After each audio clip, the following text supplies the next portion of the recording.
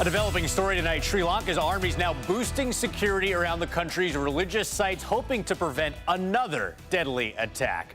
More than 200 people died today when a series of bombs exploded at hotels and churches where people were attending Easter services. This is a live look outside one of them. You can see the damage still visible and those armed personnel on the right side of your screen. As ABC's Julie McFarland reports, there may have been warning signs. The Eiffel Tower. We'll continue to post updates on our News 5 app as police try to figure out whether more suspects and more bombs could still be out there. Back at home, a place where people go to pay their respects is now looking more like a swamp. Rest Haven Memory Gardens in Avon is waterlogged with headstones toppling over, and it's looked this way now for months. In fact, we reported on problems at the same cemetery back in February, and now more complaints. News 5's Taylor DeHaze talked to a family who's fed up, begging for something to be done. For nearly a year, Taylor DeHaze, News 5. An update now to a heartbreaking story in Cleveland. The medical examiner has identified the one-year-old boy killed last night as Isaiah Martin. Officers responded to a home on Rexwood Avenue near East 143rd Street around 6:30. They believe someone inside the home accidentally shot the little boy.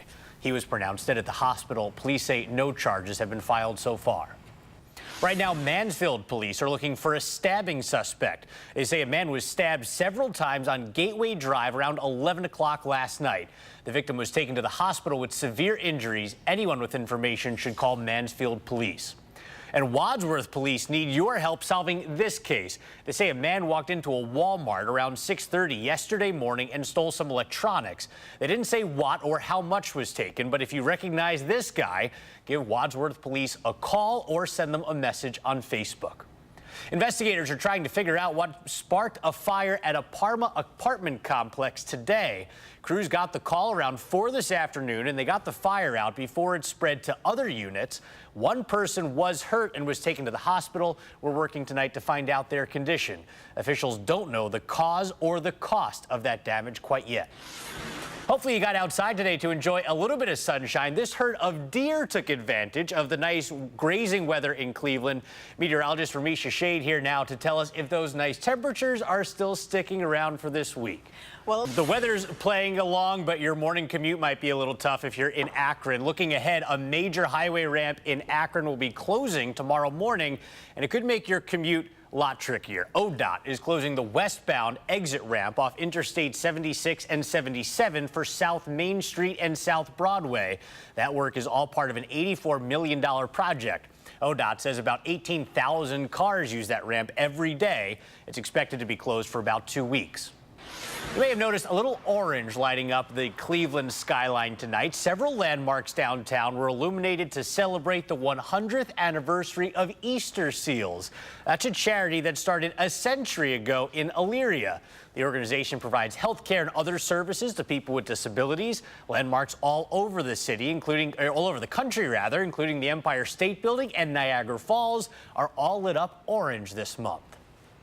Easter is the perfect opportunity to get all dressed up and take some family photos, and what better backdrop than the Easter basket in Lakeview Park. A lot of families took advantage of the nice day to snap some photos today at the landmark in Lorain. The 9 concrete eggs are taken out of storage each year to complete the basket's look. Each of them weigh about 70 pounds. They'll be out there until April 28th, so you can still get your Instagram-worthy pictures. Workers from All City Candy celebrated Easter today by delivering candy baskets to kids at Rainbow Babies and Children's Hospital. All of the candy was donated by customers from All City Candy stores in Richmond Heights and Menor.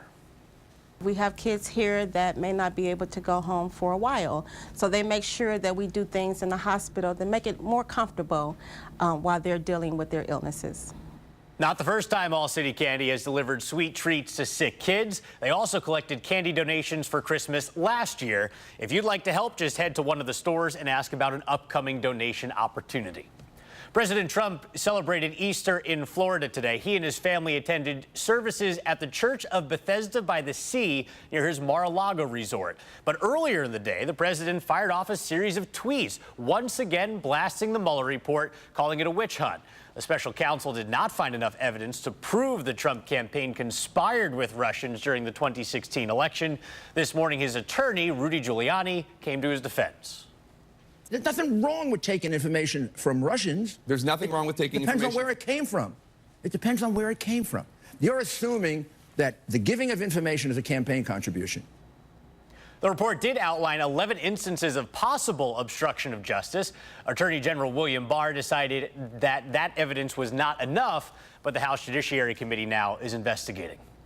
Coming up on News 5, it can take years, even decades, to pay off student loans. Now, one company is testing out an idea to help its employees get rid of that debt faster. And you may be filling up on Easter candy tonight, so does that mean a sugar rush is on the way? What science has to say about that common thought. But first, tonight's winning lottery numbers. You're watching News 5 at 11. Welcome back. An update now on that zookeeper attacked by a tiger at the Topeka Zoo yesterday. The zoo director says the worker is still in the hospital, but she could be transferred out of intensive care as early as tonight. He says she had a lot of bites on the back of her head, neck, back, and arm, but the tiger did not hit any critical arteries. Investigators have started doing interviews trying to figure out how the keeper and the animal ended up in the same space at the same time. The zoo says the tiger will not be euthanized because it followed its natural instincts. This video sparking outrage in California tonight. Police say a woman tossed a bag of puppies into a dumpster. A passerby found the 7 newborn puppies and got them to animal services. They're with a rescue group tonight and doing just fine. Authorities are trying to find the woman so they can charge her with animal cruelty. Right now, millions of people are struggling with student loan debt, and that's why one company is testing out a brand new concept, trading in your paid time off for money that you can put towards those loans. I graduated from the University of Florida in 2011. Like most college grads in America, Jimmy Valentine took on student loan debt to get his degree. Graduated with about $30,000 in loans, and now I have about $22,000 left. At 30 years old, he's still chipping away at those borrowed student dollars, but his employer, Unum Insurance, will soon offer up a unique way to help him and 10,000 other employees at his company pay off that college bill. Beginning next year, employees will be able to roll over up to 5 days of their paid time off, and the equivalent dollar amount of that will be put against their student loan. Employees already get 28 paid days off, and when the calendar hits January 2020, they'll get the chance to take 1 week of paid vacation time and redirect that money. That includes parents who take out loans for their children. Unum executive Liz Ahmed says the new benefit is one solution to help alleviate financial stress. I think it provides them with the choice to be able to establish what works for them. And for Jimmy, that would mean more than $1,200 a year towards the $22,000 he still owes. I think it's just great to have the option, and I plan on using it. Unum says about 30% of their employees carry student debt, averaging about $30,000. From chocolate bunnies to jelly beans and Peeps, candy is the staple of the Easter holiday. As a kid, your parents probably stopped you from eating too much of all that sugar all at once to avoid the sugar high. But does sugar really cause that rush of energy? Well, most studies say maybe. Doctors say for most kids, sugar really doesn't have much of an effect. It actually may cause them to become drowsy after a little while. Kids with ADHD may be extra sensitive to sugar and become hyperactive or aggressive. Still, too much sugar isn't healthy for other reasons, so it's still a good idea to limit the sweets. And a new treatment for ADHD could soon be on the market. The FDA just approved a first-of-its-kind medical device. A small patch is placed on the child's forehead while they're sleeping, and it delivers a low-level electrical pulse to the parts of the brain responsible for ADHD symptoms. It's also being tested as a possible treatment for traumatic brain injuries in veterans. If you're trying to eat gluten-free, beware of what you're actually ordering at restaurants. A new report shows about a third of the food that's labeled gluten-free on menus actually isn't. That's particularly dangerous for people with celiac disease. More than half of advertised gluten-free pizza and pasta actually contains gluten. Your best bet is to go fancy, believe it or not. Researchers found the more upscale the restaurant, the more likely it is that their gluten-free options are properly labeled.